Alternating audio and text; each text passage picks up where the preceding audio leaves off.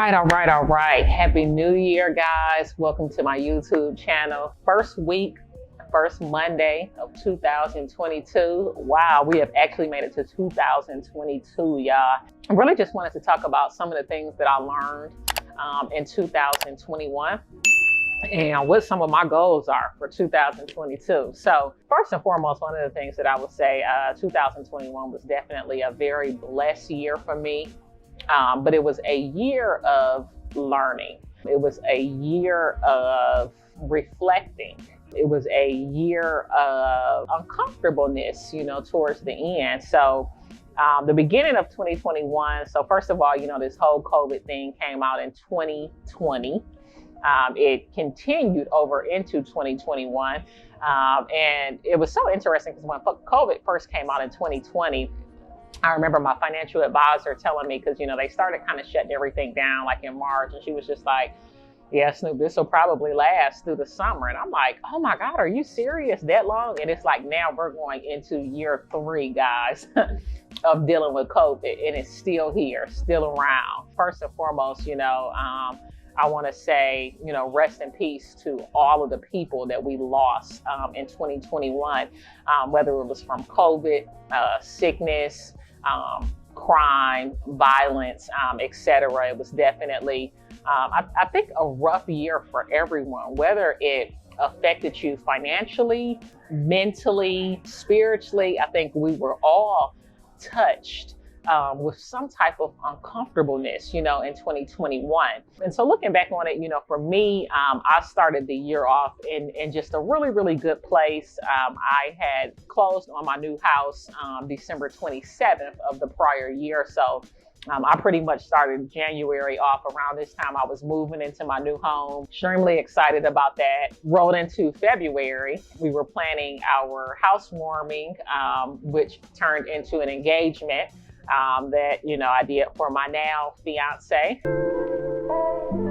I'm gonna walk you guys through it. Just talk to you guys a little bit about why I got into this industry. This salon suite industry is a merging of 2 multi-billion-dollar industries, the real estate industry and the beauty industry. And basically, essentially what you're doing is being a landlord for salon suite owners. I divided up the suites by size according to what I know works, according to my rent, put prices on them, and then made them available for lease. They run their own businesses, they pay their rent on Friday, they've got their own insurance, and all of our suites are different prices based upon the size of the suite and what it comes with. Some are going to be stylists, some are going to be makeup artists, some are going to be lash techs, some are going to be estheticians. So that's why it's so important to take our salon suite master course so that you know how you need to build and lay your suites out. That was a really big thing for me, getting engaged. I think when it comes to, love and marriage and those type of things, when it comes to like business and financials and a lot of the goals that we set for ourselves, it's like, okay, if you do this, this, and that, you can reach your goal. But when it comes to love and getting married, it's just like all of the cars and the stars have to align. Definitely so thankful that that actually happened for me. And I found somebody that I want to share the rest of my life with, who also wants to be bothered with me for the rest of her life as well. So I actually did a lot of traveling the first half of last year. I did a lot of traveling in 2020 as well. And for me, that was just like kind of catching back up on life, because I've sacrificed so much to be in the position that I'm in, and owning the many businesses that I own. And that ended up for me being something that I actually sacrificed. I sacrificed travel. I sacrificed a lot of time with family and friends. And I kind of got to the point of saying, I don't want to sacrifice, I don't want to exchange time for money. I don't want to exchange, spending time with my loved ones or relationships, for money. So that was one of the things that I made sure that I have changed, in the past. It's still very important to me to be a really good business owner and to be really strong and have successful businesses. But it's just as equally important to make sure that I spend time, with my family and my loved ones, and that I travel and also take some time out for myself, self-care. That was a really big thing for me in 2021 is self-care, making sure that I took time out for myself and to take care of myself. I started implementing, getting massages more, sleeping in a little bit longer if I wanted to, taking time off of work, all of the things that I but always put on the back burner. Was able to celebrate my birthday last year. The year before I wasn't able to. So that was a big deal for me, and very exciting. And you guys that's been following me for a while or know me, I generally have a birthday party at every single one of my establishments. And that's something that I'm going to retire in 2021. I feel like now I'm just kind of at the age where I don't really just want to party, for 5 days straight for my birthday. I'd rather go out of town with my soon-to-be wife, my daughter, and just, have some more quiet, private time and celebrating. So definitely a big thing for me that's going to be changing. What else in 2021? So kind of navigated through the summer. Started kind of coming into a rut, with some of my businesses. We spent a lot of money in legal fees last year. One of the things, I've always really, really loved the restaurant industry, but I started not to like it as much last year. Just because, when it comes to restaurants, number one, you have so many expenses, so you've got extremely high operating costs. A question that I'm always asked when it comes to any business I've opened, not just my salon suites, but my restaurants or any other brick and mortar, is how much does it cost to do this?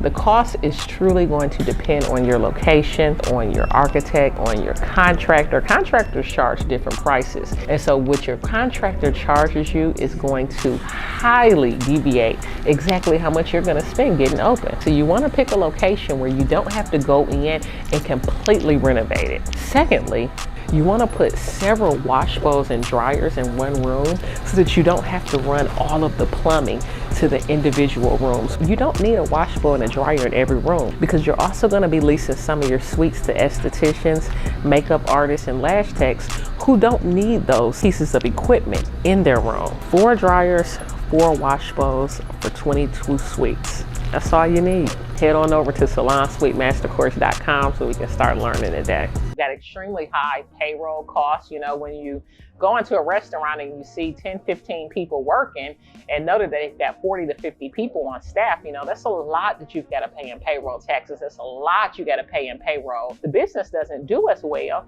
Most of the time, it's the staff fault. They're not giving good customer service. They're not serving food according to the recipes. They're not following the brand. But come Monday, them people still want to be paid. They don't care that they've turned away 20 people from coming to your restaurant over the weekend because of their nasty attitudes. And then in this industry, these are the same people that literally could be one of the worst employees that you've ever met in your life.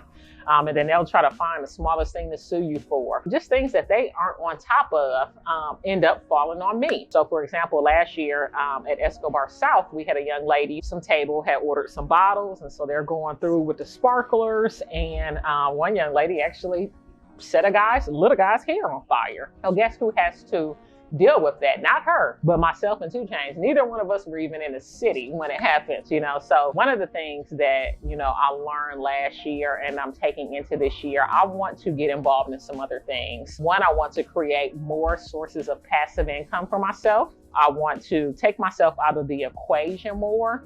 I want to come up with new business endeavors that I can get into that are going to have extremely low payroll. I don't want to deal with a lot of staff. I don't want to have a lot of people working for me. I used to be one of those type of people. I was always hanging out with my staff. I have some very, very close relationships with several of the girls that have worked with me in the past, but going forward, a lot of the people that work for me just won't have that opportunity. But I'm sure a lot of you all have seen some of the things that's been in the blog and just some of the things that some of the past employees have done. I never take the time to really publicly address that stuff. Sometimes it's a need and you should do it in the right way. But for the most part, it just adds fuel to the fire. And it's just hey, you were just an employee 1 or 2 weeks ago and you thought this was the best place on earth, but now all of a sudden it's just this terrible place, But, keeping all that in, I would say that that's one of the biggest things that I learned, that restaurants will not be my end all be all. I've made some great money. I've made some great relationships within my restaurants, but I can't say I'm super excited to open up another one just because, there's so much liability. You got to deal with so much staff, so many costs, and you do so much and sacrifice so much, for your employees, because let's say the restaurant only made $10,000 last week, but all the expenses are $20,000. That's going to come out of my pocket. And then to do that for people that would literally stab you in the back and all that type of stuff, it just don't sit well with me. And I can literally pick and choose what I want to do. So this year, my focus is going to be on real estate. I'm looking at either purchasing a laundromat business, some storage facilities, some things that don't need a lot of staff and a lot of employees. I've always been one of those type of people. Even when I was in school, I hated teamwork because, hey, I know I can rely on me to do the job. I can't rely on 100 other people, to do it. You know what I'm saying? And so when you're in the restaurant industry, that's what you have to do. It is a team effort. You know what I'm saying? I'm just not as in love, with that concept anymore. And so that was a really big thing for me. Another thing that I learned is, like I was touching on, just going forward, I've learned that I can't have personal relationships, with staff members, unfortunately. And it sucks because in the past, I've met some really great people who have worked for me. However, I want to have a business where don't nobody even know I'm the owner. You know what I'm saying? Because guess what? A lot of times when people go somewhere and they don't know who the owner is, they're not trying to sue them. They're not trying to hit them up. They're not trying to call them. No, they're going to ask to speak to the manager, and that's going to be that. You know what I'm saying? And that's what I want. I want to have a life outside of these businesses. You know what I'm saying? So another thing that has been big for me it's just, spending more of that time with family. In the time that I've been working on building my businesses, I have not spent as much time with family as I should, because it was just always working, grinding, sacrificing. I think, we all know, and it really hit home last year just about how life is short. And it's just so very important to make sure that we spend time with the people who matter the most. You know what I'm saying?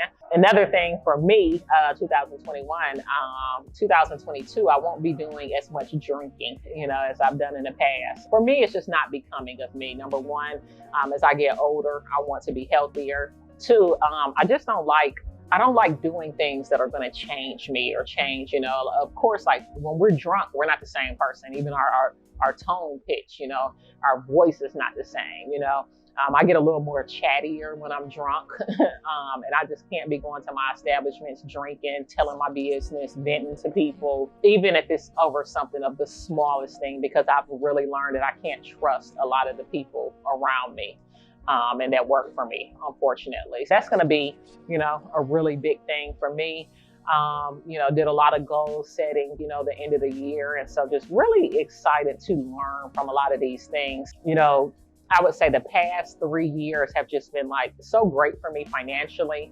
Last year was a little bit of struggling, the end of the year. I think the restaurant industry, we really saw a lot of the effects from COVID. And then also in my particular businesses, I tried to step away from the business some. And a lot of the people that I have in charge, they just still didn't do what they were supposed to do, and a lot of times they don't if that owner is not in the building, because I'm not going to live in these buildings. So I've learned either to hire and fire and get the right people in, and then come up with more systems, so that the business does not struggle just because I want to go on a trip, or, I don't want to go and sit up at Escobar Downtown, Crave, Esco Seafood Members Only, etc.